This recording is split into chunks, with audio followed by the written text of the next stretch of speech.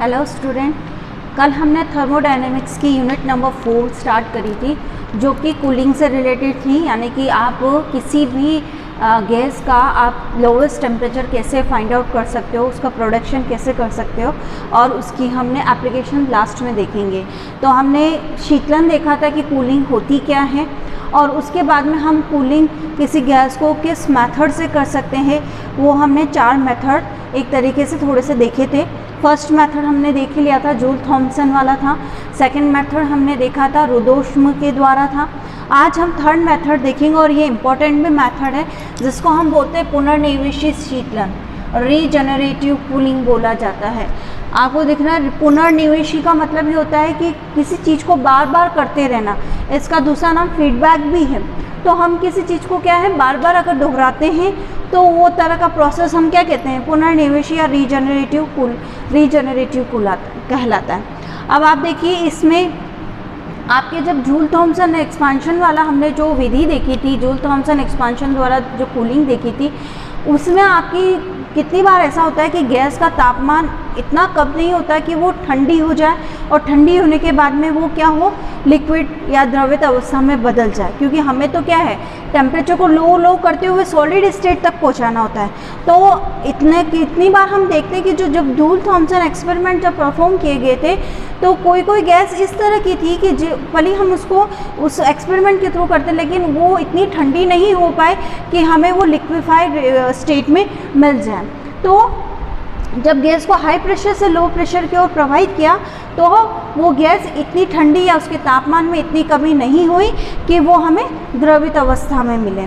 तो अब क्या किया जाए, तो जो जूल थॉमसन था उन्हीं ने ही कहा कि जब हम इस प्रोसेस को बार बार रिपीट करेंगे, यानी कि वही गैस को बार बार हम हाई प्रेशर से लो प्रेशर की ओर फ्लो करेंगे, तो हमें एक अवस्था ऐसी मिलेगी कि हमारी जो गैस है वो लिक्विफाई हो जाएगी, वो द्रवित अवस्था में हो जाएगी। तो उसी विधि को हम क्या बोलते हैं, पुनर्निवेशी शीतलन कहते हैं। यानी कि जब आप गैस को बार बार हाई प्रेशर से लो प्रेशर की ओर प्रवाहित करते हैं, तो एक अवस्था हमें इस तरह की मिलती है, एक टाइम हमें इस तरह का मिलेगा जब आपकी गैस क्या होगी, संपूर्ण द्रवित अवस्था में पहुंच जाएगी। और उसी मेथड को हम क्या बोलते हैं, रीजनरेटिव कूलिंग बोलते हैं या पुनर्निवेशी शीतलन बोलते हैं। अब आपको इसमें डायग्राम में यहाँ दिख ही रहा है, पहले मैं इसका कंस्ट्रक्शन बता देती हूँ कि आपका एक कंप्रेसर होता है और वो कंप्रेसर आपका जुड़ा होता है कूलिंग चैम्बर से, यानी कि शीतलन कक्ष से। इसको बोलते हैं संपीड़क। एक संपीड़क होता है, और संपीड़क किससे जुड़ा हुआ है, आपका शीतलन कक्ष से जुड़ा हुआ है। शीतलन कक्ष किससे जुड़ा हुआ है, आपका विनिमय कक्ष से जुड़ा हुआ है, जिसको इंग्लिश में हम हीट एक्सचेंजर कहते हैं। ये हीट एक्सचेंजर का जो इंटरनल पोर्शन है वो एक नोजल आकृति की नली के रूप में होता है, तो इस चीज़ को हम नोजल बोलते हैं। देन ये जो वाल्व से जुड़ा होता है, और उसी के नीचे हमने क्या लगा रखा है, दीवार फ्लास्क लगा रखा है, जहाँ पर हम जो हमारी लिक्विफाई गैस है उसको इकट्ठा कर सकते हैं। ठीक है, तो ये आपके कंस्ट्रक्शन होगी। कंस्ट्रक्शन में क्या क्या लिखना है कि अकॉर्डिंग टू द डायग्राम या चित्रानुसार आपके एक संपीड़क होता है। संपीड़क किससे जुड़ा होता है, आपके कूलिंग चैम्बर यानी कि शीतलन कक्ष से जुड़ा होता है। शीतलन कक्ष आपके विनिमय कक्ष से, जो कि विनिमय कक्ष का जो लास्ट पोर्शन होता है वो एक नोजल शेप की ट्यूब में खुलता है। देन हम उसके बाद में वॉल्व लगा होता है, और वॉल्व के नीचे आपका दीवार फ्लास्क लगा होता है। ठीक है, अब हम इसकी क्रियाविधि वर्किंग प्रोसेस देखेंगे। देखिए, जिस भी गैस को हमें ठंडा करना है, हम क्या करेंगे, उसको कंप्रेस करेंगे कंप्रेसर के थ्रू। कंप्रेस करना यानी कि हम उसको हाईली प्रेशराइज कर देंगे। ठीक है, अब हाईली प्रेशराइज करके हमने उसको क्या करा, फ्लो करवाया, कहाँ पर भेजा, कूलिंग चैम्बर पे भेजा। अब जब कूलिंग चैम्बर में हमने उसको भेजा, तो उसका तापमान इस कूलिंग चैम्बर में क्या हुआ, टेम्परेचर ऑफ इन्वर्जन से कम था। आपको पढ़ा दिया मैंने टेम्परेचर इन्वर्जन, यानी कि क्या कहते हैं इसको, उत्क्रमण ताप। तो उत्क्रमण ताप से आपका क्या है, इस गैस का टेम्परेचर क्या होता है, कम होता है। अगर ज़्यादा होगा तो क्या हो जाएगा, तापन होने लग जाएगा, हीटिंग इफेक्ट जनरेट होने लग जाएगा। तो हमें क्या करना है, हमको जब हमने गैस को इसके अंदर फ्लो करवाया, तो उसका जो गैस का तापमान था वो आपके टेम्परेचर ऑफ इन्वर्जन उत्क्रमण ताप से कम रहा। कम होने की वजह से गैस यहाँ पर भी क्या हुई, कुछ मात्रा में ठंडी हो गई, यानी कि उसका कुछ अवस्था में वो क्या है, ठंडी पहुँच गई। अब उसको क्या करो, उस ठंडी गैस को हमने कहाँ निकाला, इस नोज़ल वाली गैस से प्रवाहित किया। तो यहाँ पर क्या होगा, जब नोज़ल वाली गैस इस ट्यूब में से जब इसको प्रवाहित किया तो यहाँ पर आपका जूल थॉमसन इफेक्ट जनरेट हुआ, यानी कि आपकी गैस हाई प्रेशर से क्या हुई, लो प्रेशर की ओर प्रवाहित की। जब हमने वाल्व को खोला तो वो क्या हुई, लो प्रेशर की ओर प्रवाहित हुई। तो उस समय क्या होगा, आपकी जो गैस थी उसका कुछ पोर्शन क्या हुआ, लिक्विफाई हो गया। जो जिस गैस को, यानी कि कुछ पोर्शन उसका क्या हुआ, लिक्विफाई होता हुआ चला गया। उस पोर्शन को तो हमने क्या करा, दीवार फ्लास्क में इकट्ठा कर लिया, लेकिन अब उसमें से भी क्या था, रिमेनिंग जो पोर्शन था वो क्या हुआ, गैस अवस्था में ही रहा, यानी कि वो लिक्विफाई होने जितना उसका टेम्परेचर पहुँच नहीं पाया। तो फिर हमने क्या करा, उसको ये जो नोज़ल वाला जो फ्लास्क लगा हुआ ये वाली, उसको हमने यहाँ से इसमें किसमें भेज दिया, हीट एक्सचेंजर में भेज दिया। ठीक है, इसके थ्रू हमने कहाँ भेजा, उसको हीट एक्सचेंजर में भेजा। हीट एक्सचेंजर क्या करता है, उसको कंप्रेसर में वापस भेजने की कोशिश करता है।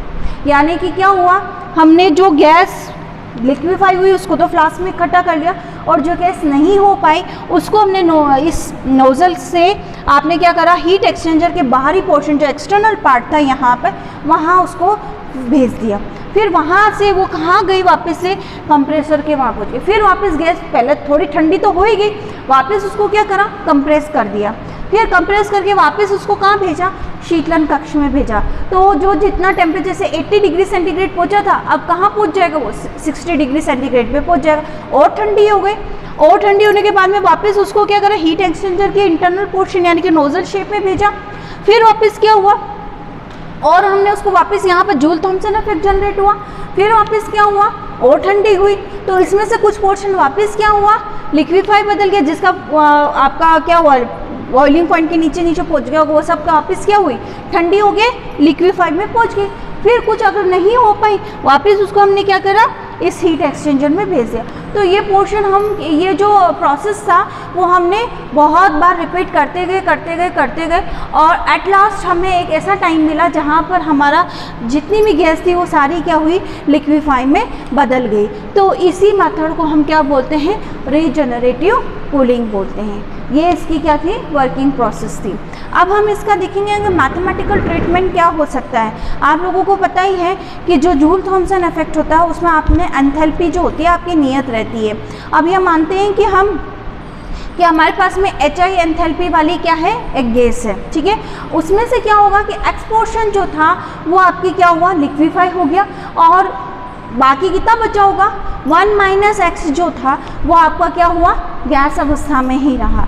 तो हमें देखना है कि कौन सी एंथैल्पी वाली जो गैस है वो आपकी क्या एंथैल्पी हम रखे जाएं कि हमें सारी गैस है वो हमारी क्या हो, लिक्विफाई में बदल जाए। तो इसका गणितीय विश्लेषण ये करेंगे कि HI एंथैल्पी वाली हमारे पास में क्या है,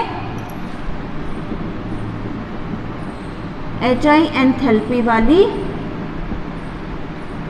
गैस है हमारे पास में, ठीक है, जिसका यूनिट वॉल्यूम है। हमने ये माना कि जिसका क्या है, यूनिट वॉल्यूम है। इसमें से कुछ पोर्शन यानी कि जो पार्ट था इसमें से कोई यानी कि हाफ पार्ट मान लो, या आपका कुछ पोर्शन जो है वो लिक्विफाई में, कुछ पोर्शन को, कितना पोर्शन, एक्स पोर्शन इसका क्या हुआ, लिक्विफाई हो गया। तो बाकी का कितना बचा, 1 - x पार्ट जो था वो आपका अनलिक्विफाई हुआ, यानी कि वो द्रव गैस अवस्था में ही रह गया। अब बाकी क्या होगा आपके पास में,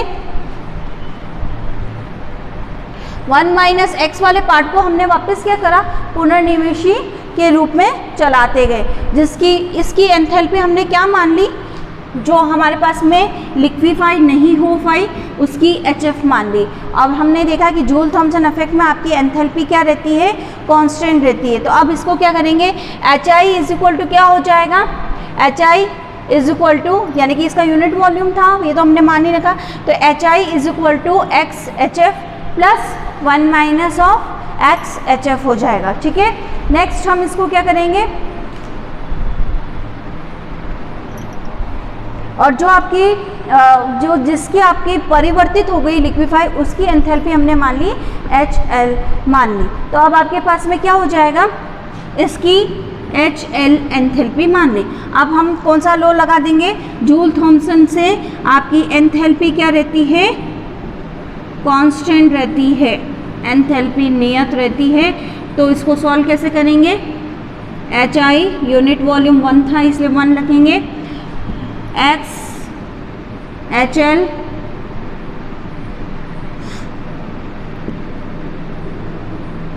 प्लस 1 माइनस एक्स HF, ठीक है। ये आपकी क्या हो गई, HI is equal to HL x minus plus 1 minus x HF, ठीक है। अब इसको सॉल्व कर लो आप लोग, HI is equal to x HL plus HF minus of x HF। आपको निकालना क्या है HF के रूप में, तो x निकालना है क्योंकि कितना पोर्शन आपका इसमें बना है, तो वो हम निकाल लेंगे। कैसे निकालेंगे, x HF और x HL इनको एक साथ ले लेंगे, तो क्या बन जाएगा आपके HI माइनस ऑफ HF कर दो, और यहाँ क्या बन जाएगा x HL minus of HF। तो x इज इक्वल टू क्या हो जाएगा आपके पास में, x is equal to HI minus of HF और HL minus of HF। x is equal to क्या है आपके पास में, ओ सॉरी गलत हो गया थोड़ा सा, इसको थोड़ा देख लेना, थोड़ा गलत लिख दिया है। आपको देखना है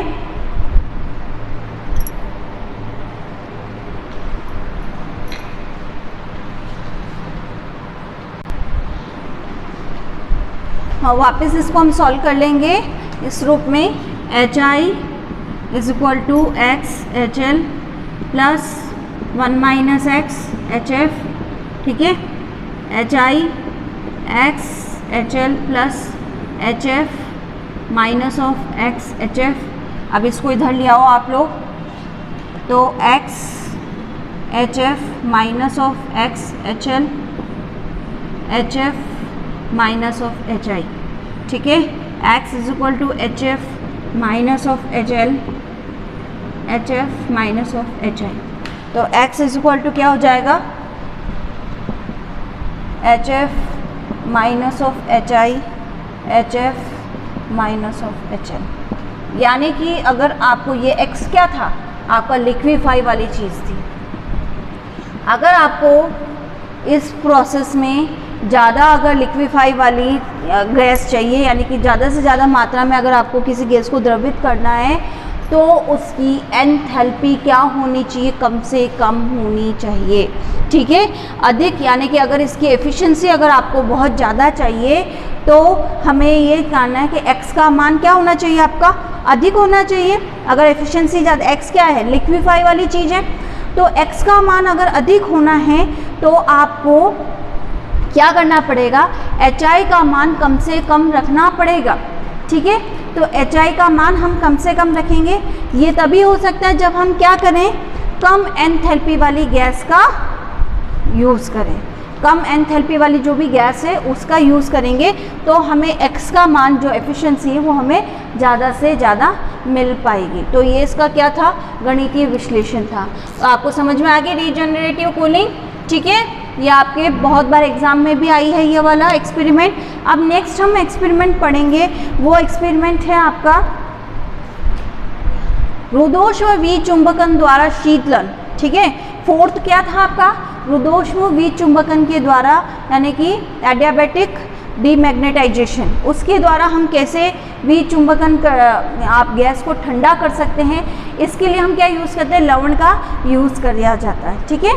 तो इसको हम नेक्स्ट लेक्चर में इसको भी डिस्कस कर लेंगे।